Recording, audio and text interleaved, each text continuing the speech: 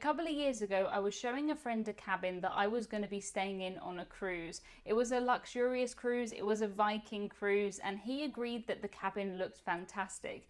At that point, I was thinking to myself, yes, maybe I've managed to convince some of my friends and we'll be able to do a cruise together at some point. The next question he asked me though did take me by surprise. He said, Emma, that room looks fantastic, but where do you go to the toilet?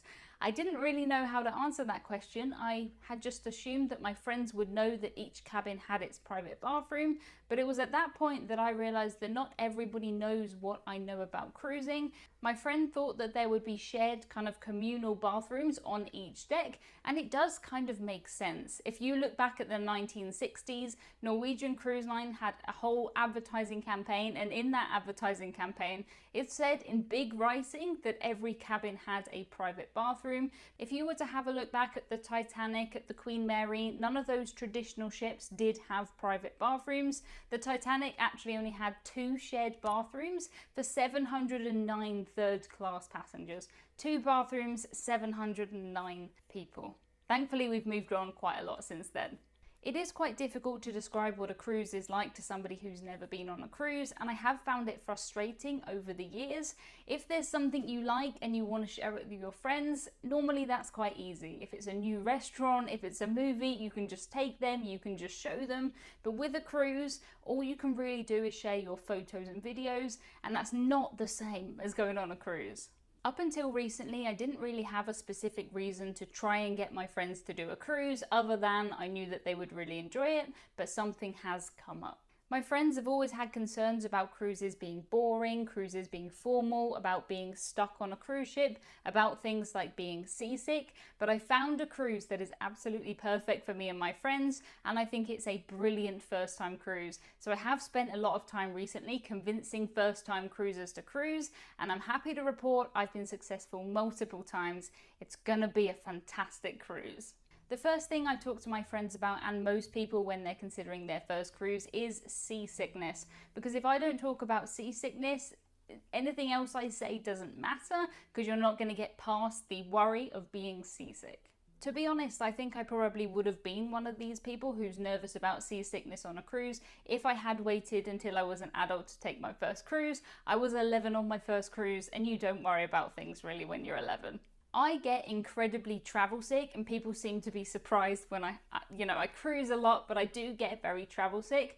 I took a taxi yesterday and I had to take travel sickness pills. I have to go forward on trains. I can't do any type of VR. I really am quite travel sick. Despite that though, I still do go on cruises if you haven't noticed. There are a couple of instances where I have been seasick, but I don't go on a cruise assuming that I'm gonna get seasick. On a cruise, you barely know that it's moving. When I took my first cruise as a child, me and my cousins would play a game called bar billiards, which is kind of like on a pool table with the same kind of small balls. And if the ball rolled to the side a millimeter, we were genuinely convinced that it was a ghost. It never crossed our minds that we were on a ship and that could cause it to roll. We thought it was a ghost. Not even kidding, genuinely thought it was a ghost. I was 11, but you know. A lot of times when I talk to people who haven't been on a cruise, I get caught up against the I'll be stuck on a cruise argument. I think it's really tricky for somebody to get the scale of a cruise ship when you've never even seen one in real life.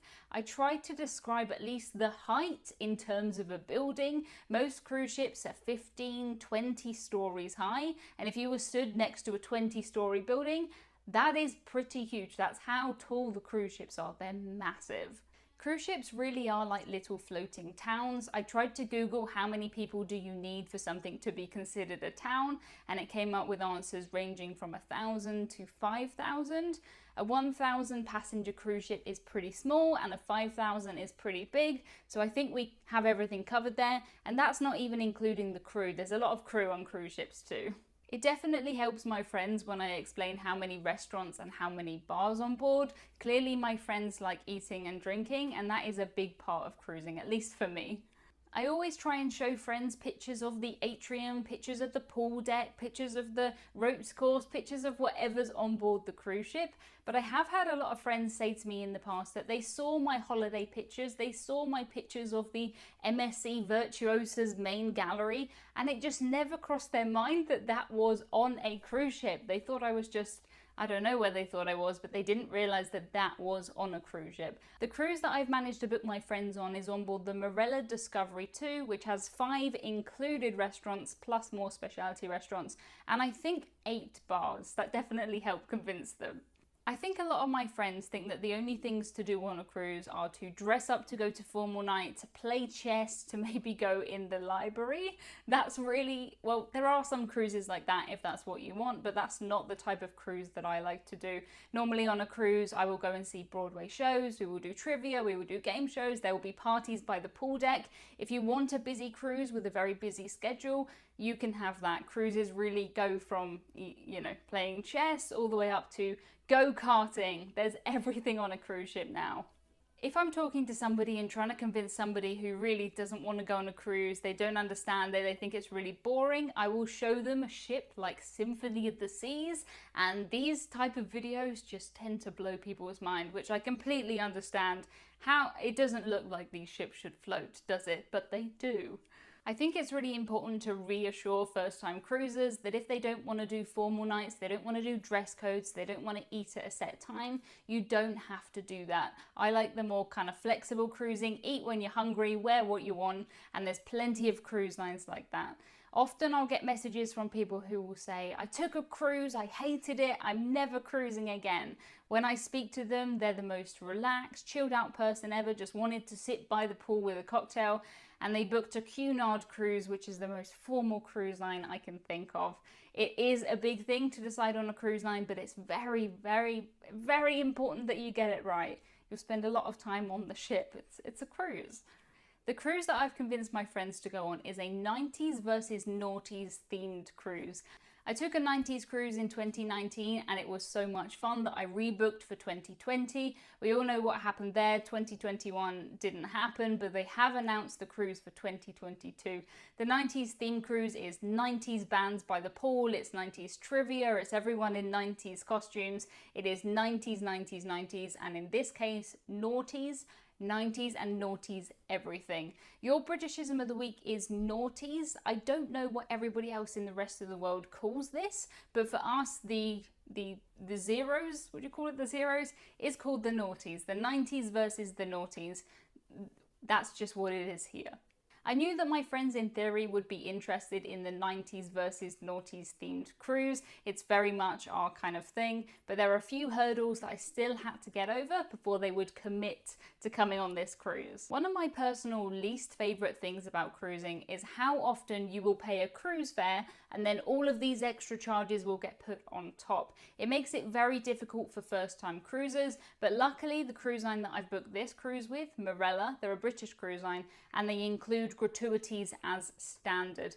If you're trying to get somebody to go on their first cruise, I would suggest when you talk to them, just include the gratuities price in the price and prepay it if you can. There is nothing worse than going on a cruise and getting an unexpected bill at the end, and that's the type of thing that can put people off ever cruising again, and it doesn't have to be like that. All of the cruises with Marella also include all-inclusive drinks, which definitely helped me to convince my friends. Just because we don't have to worry about what we're going to spend on board, I don't really think I'm going to spend much. I took my first Marella cruise in 2018 and I was really impressed with the amount of included drinks. Basically, when you went to a bar, there would be one menu that had included drinks in it and one that had extra cost drinks. Obviously, I just never opened the one that cost extra, and I would just think that this is the menu, what can I have from the menu? They would also have tables of pre-made cocktails outside the theatre by the pool deck. It was really easy, it was really fun, and it definitely helped to convince my friends about this cruise. I do have the full list of all of the included drinks on my website. They may have changed slightly, this was a few years ago, but it will give you an idea of the scale of drinks. Quite a lot.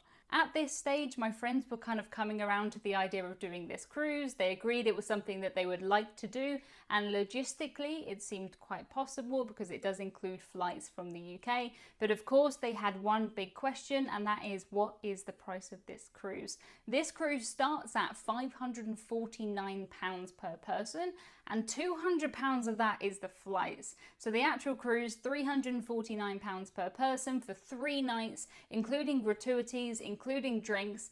That is a really good price. If you're from the UK and you would like to book this cruise, I'm doing it as kind of a group cruise. Please fill out the book a cruise form on our website. There are a few cabins available. They are selling out very, very fast though, so make sure you get in there ASAP. It's going to be so much fun. I'm going to be there. And now that I've told you how amazing the 90s cruise will be, make sure you watch this video next. This is the video I filmed on board in 2019 of the 90s themed cruise. Watch that next.